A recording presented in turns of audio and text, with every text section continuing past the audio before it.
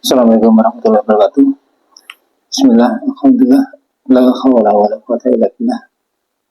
Assalatu wassalamu ala rasulillah wa ala alihi wa sahbihi wa wala.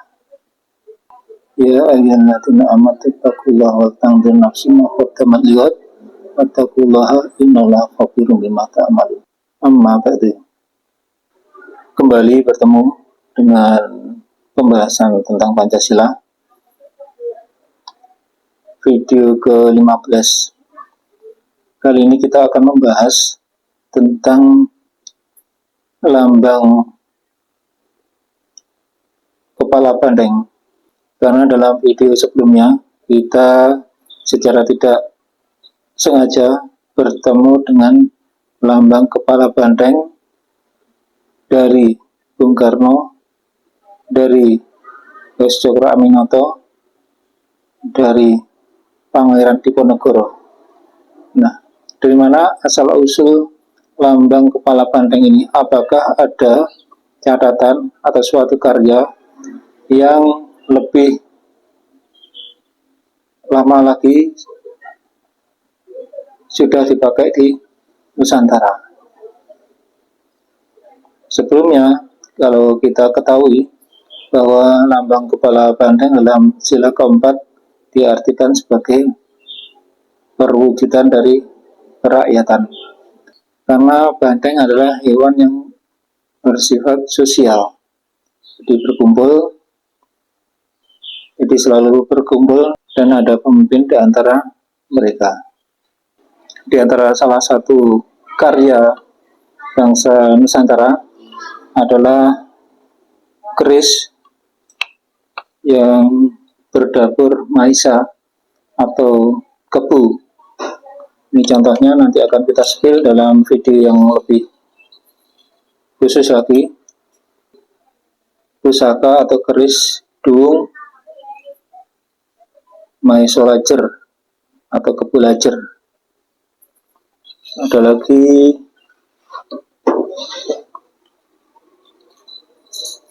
ini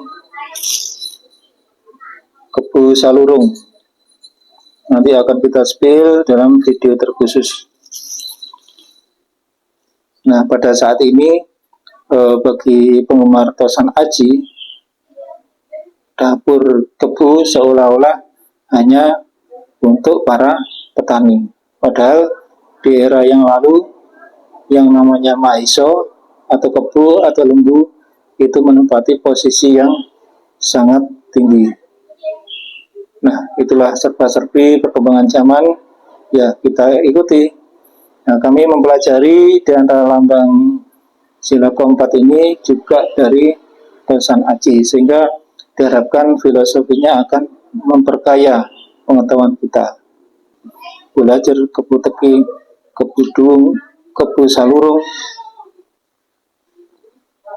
dan masih banyak lagi dapur maisa atau dapur kebu. Nah, di era yang lebih lama, maiso atau kebu atau lembu ini adalah sebutan bagi orang-orang kalangan atas. Di era Singosari, kita mengenal kebu hijau yang menggunakan keris empu gandring untuk membunuh Tunggul Ametung, putra dari Ken Arok. Salah satunya ada Mahiso Ngateleng yang menurunkan Mahiso Campaka dan menurunkan Dyah Lembutal yang akhirnya dipercaya menurunkan Raden Wijaya. Di era Majapahit yang terkenal adalah Lembu Suro. Ini beda dengan yang di era Kadiri.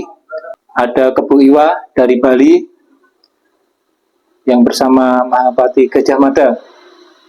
Ada juga di era yang lebih baru, era Mataram Islam, yaitu leluhur dari raja-raja Mataram Islam adalah Dyah Lembu Peteng atau Bondan Kejawan yang merupakan menantu dari Ki Ageng Tarub, leluhur para raja-raja Mataram Islam, dan masih banyak lagi. Sehingga di zaman dahulu kebu atau maiso atau lembu itu adalah sesuatu yang dimuliakan, sesuatu yang tempat derajatnya tinggi. Sementara dalam kepercayaan Hindu, kita tahu bahwa wahana Dewa Siwa adalah lembu jantan yang bernama Nandi, melambangkan kekuatan dan kejantanan. Nah, apa kaitannya lambang kepala banteng dengan rakyat atau kerakyatan? Kalau dari kami, dari Muslim, tentu saja kita kembali kepada sebuah hadis, kullukum ra'in wa kullukum mas'ulun an ra'atihi. Sehingga setiap kamu itu adalah pemimpin, dan kamu, setiap pemimpin akan dimintai pertanggungjawaban. Ra'in, ra'iyah, maka nanti dari kata tersebut akan muncul ra'iyah yang diserap dalam bahasa Indonesia sebagai rakyat. Nah, rakyat juga mempunyai korelasi dengan istilah dari bahasa Arab, yaitu umat. Umat beragama dan lain-lain. Umat oleh junjungan kita Nabi Muhammad dalam salah satu wasiat terakhir beliau, ummati, ummati, ummati. Jadi umat itu sangat penting untuk diperhatikan. Sampai disebut 3 kali. Nah, umat nanti juga berkaitan dengan umi, keibuan. Maka ada salah satu pendapat bahwa Kanjeng Nabi Muhammad itu adalah Nabi yang umi. Ada yang berpendapat beliau adalah keibuan atau polos. Dan dari kata umi, alif mim mim, juga bisa berkembang menjadi imam atau pemimpin, sehingga dari umat tersebut muncullah kepemimpinan. Dalam redaksi sila keempat, kerakyatan yang dipimpin, sehingga rakyat akan sangat berkorelasi dengan kepemimpinan. Nah, selanjutnya redaksi tersebut juga berkaitan dengan hikmah dan kebijaksanaan. Apa maksudnya hikmah dan kebijaksanaan, dan apa kaitannya dengan urutan keempat? Maka kalau kita kembali ke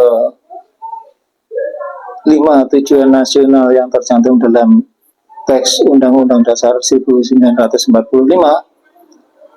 urutan keempat dari cita-cita tersebut adalah mencerdaskan kehidupan bangsa. Setelah yang pertama, negara yang berdaulat, adil, dan makmur. Yang kedua, melindungi segenap tumpah darah Indonesia. Yang ketiga, memajukan kesejahteraan umum. Yang keempat adalah mencerdaskan kehidupan bangsa. Dan kelima, turut serta dalam menjaga perdamaian. Nah, ini rangkaiannya. Urutan sila adalah hikmah dan kebijaksanaan.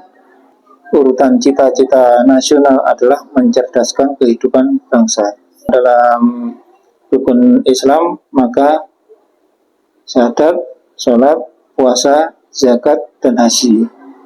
Sebagai catatan, urutan rukun Islam ini adalah menurut Kerajaan Samudra Pasai yang tertera dalam lambang Kerajaan Samudra Pasai. Selanjutnya, prinsip yang 5 lain adalah Ponco Suto, di mana Peksi, Pekso, Sabdo, Pandito, dan Ratu. Urutan keempat adalah Pandito. Tentunya yang diharapkan nanti mencerdaskan kehidupan bangsa ini diantaranya oleh para pandito-pandito atau para ulama. Tentu saja harus memilih ulama yang benar-benar mempunyai sanad keilmuan yang jelas. Zakat tentunya adalah tentang kekayaan. apakah ada kaitannya antara mencerdaskan kehidupan bangsa dan kekayaan? Selanjutnya, ada lagi 5 prinsip yang lain yang pernah kami terima dari para pendidik kami. Allazina amanu wa hajaru wa jahadu bi amwalihim wa anfusihim. Urutan keempat adalah ambal atau harta. Jadi hikmah dan kebijaksanaan ini atau rakyat nanti akan berhubungan dengan harta, kekayaan, dan zakat. Sehingga kami meyakini bahwa sila keempat ini adalah letaknya harta karun bangsa Indonesia. Kalau bangsa Indonesia ingin kaya, ya tentu saja rakyatnya harus cerdas. Nah, maka akan kita bahas ke arah sana. Selanjutnya, kita bertanya-tanya bagaimana para pendahulu kita, BPUPKI, Bung Karno, dan para tim yang lain menggali dari mana asal kata hikmah dan kebijaksanaan. Ketika kami buka-buka Al-Quran, maka dalam surat As-Sod, surat yang ke-38 atau 19 kali 2, sebagai catatan nanti ternyata Pancasila juga memenuhi prinsip 19. Jadi bisa dikunci dengan angka 19. Nah, As-Sod ayat 20. Dan kami kuatkan kerajaannya dan kami berikan kepadanya hikmah dan kebijaksanaan dalam menyelesaikan perselisihan. Di sini ada kata hikmah dan kebijaksanaan. Jadi menurut kami hikmah dan kebijaksanaan ini tidak serta-merta muncul, akan tetapi ada asal-usul, ada akar, ada dasarnya. Hikmah dan kebijaksanaan kalau kita ikuti dalam ayat yang ke-18 dan 19. Yang 18, sesungguhnya kami menundukkan gunung-gunung untuk bertasbih bersama dia atau Daud di waktu petang dan pagi. Dan kami tundukkan pula burung-burung dalam keadaan terkumpul masing-masing amat taat kepada Allah. Dan kami kuatkan kerajaannya dan kami berikan kepadanya hikmah dan kebijaksanaan dalam menyelesaikan perselisihan. Tentu saja ini adalah kisah Nabi Daud, atau dalam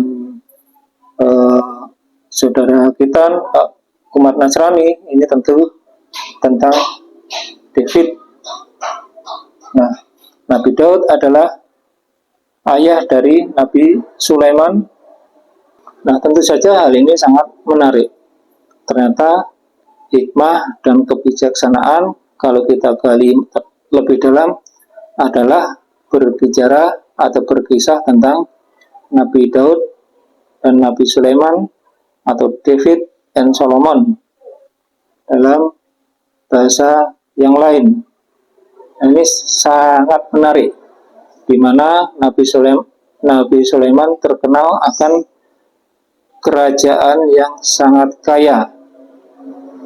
Nah, dari mana kekayaan Nabi Sulaiman? Nah, di antara kisahnya, ketika beliau diberi pilihan apakah memilih ilmu atau hikmah, apakah memilih kekayaan dan kerajaan, maka beliau memilih hikmah dan kebijaksanaan. Maka otomatis kekuasaan atau kerajaan dan kekayaan akan mengikutinya. Nah, ini sebagai ibroh, sebagai pelajaran bagi bangsa Indonesia. Kalau ingin bangsa ini kaya, bangsa ini besar, tentunya harus membumikan, merakyatkan hikmah dan kebijaksanaan. Rakyat harus diberikan, dicerdaskan, diberikan ilmu, sehingga kepada taraf hikmah dan kebijaksanaan, suatu taraf tertinggi dari pemahaman suatu ilmu. Dan semua cabang ilmu, bila pemegang ilmu tersebut menjamai hikmah dan kebijaksanaan, pasti akan mendapatkan posisi yang mulia, dan bahkan kekayaan dan kekuasaan akan mengikutinya. Jadi rakyat ini yang yang paling utama harus dicerdaskan, dan di antara rakyat itu harus mencapai hikmah dan kebijaksanaan. Sehingga mencerdaskan kehidupan bangsa itu adalah tugas terbesar dari rakyat yang di sini akan diwakili oleh legislatif. Jadi tidak mungkin kita mengharapkan suatu kepemerintahan akan mencerdaskan kehidupan bangsa secara 100% tanpa kehadiran atau partisipasi dari rakyat.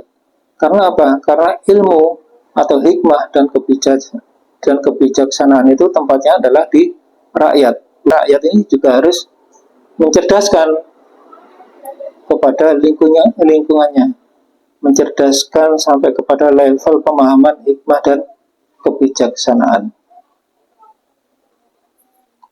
Nah, kalau dalam Poncos itu Peksa Peksi Sabdo Pandito. Di sini yang berperan tentunya adalah para pendeta, pandito, para cendekiawan, para ulama atau para kiai.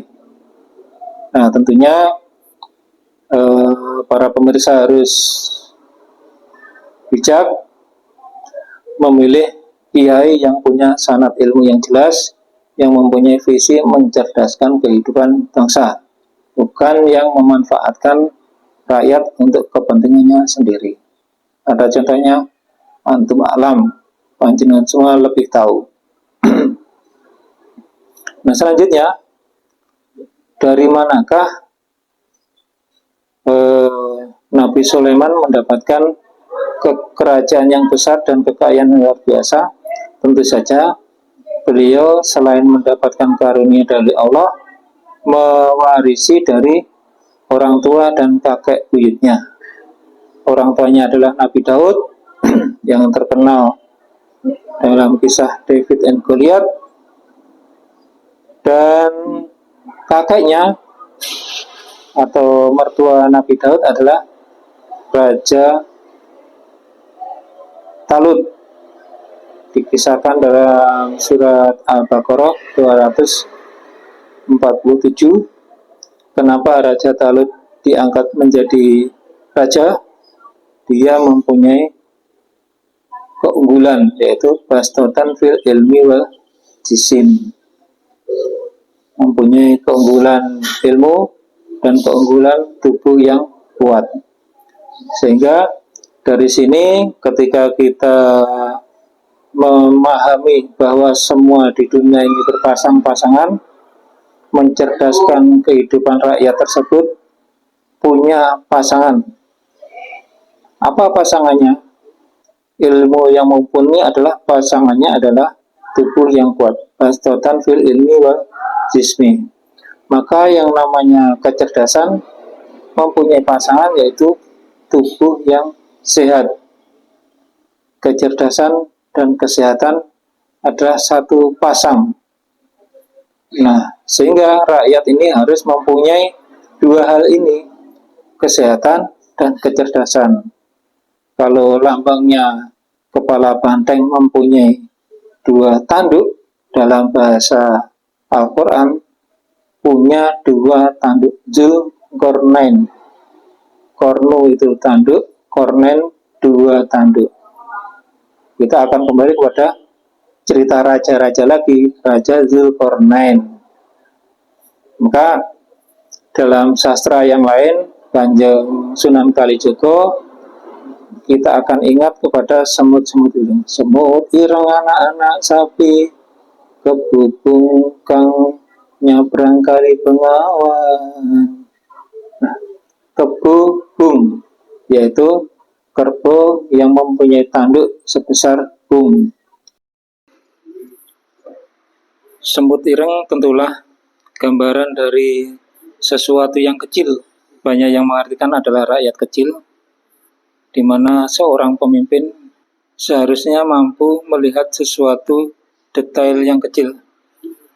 Di dalam kisah-kisah Al-Quran disebutkan yang berkaitan dengan semut, yaitu Nabi Ibrahim ketika ada seekor semut mendukungnya sewaktu dibakar. Dan Nabi Sulaiman ketika akan melalui lembah semut. Sehingga dari sini kita bisa melihat bahwa seseorang pemimpin bisa melihat hal-hal yang orang lain tidak bisa melihat, atau sesuatu yang detail. Dengan memperhatikan, menyelesaikan sesuatu yang detail tersebut, maka akan muncullah sapi, anak-anak sapi menurunkan sesuatu yang lebih bermakna. Sapi kita kenal sebagai Rojo Koyo, rajanya kekayaan yang bisa beranak pinak, menghasilkan kekayaan. Sementara kebubung kang anyabrang kali Bengawan.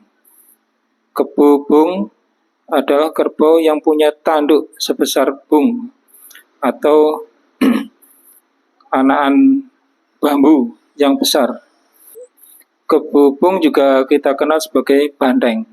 Banteng mempunyai dua tanduk sebagai senjatanya. Bermakna rakyat harus dibekali dua tanduk, yaitu kesehatan dan pendidikan. Bastotan fil ilmi wal jisim. Dan mungkin dua tanduk inilah yang disebut mahkotanya rakyat. Sementara seorang pemimpin dalam syair selanjutnya,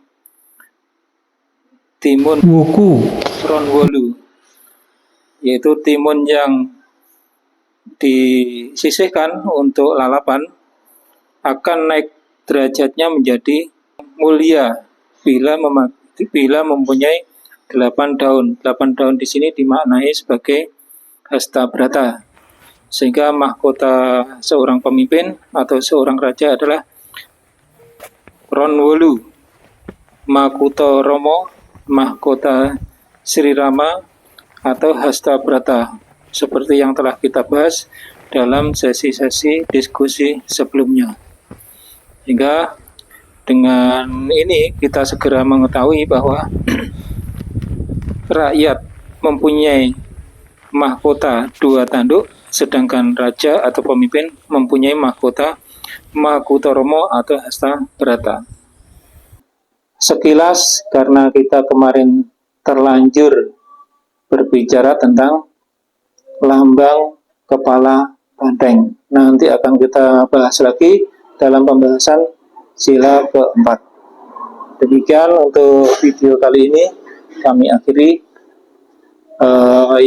Kalau ada yang salah mohon dibenarkan, mohon dikoreksi. Demikian atas perhatiannya, telah menonton sampai akhir kami ucapkan terima kasih dan kami akhiri. Wassalamualaikum warahmatullahi wabarakatuh. Walhamdulillahirabbil alamin.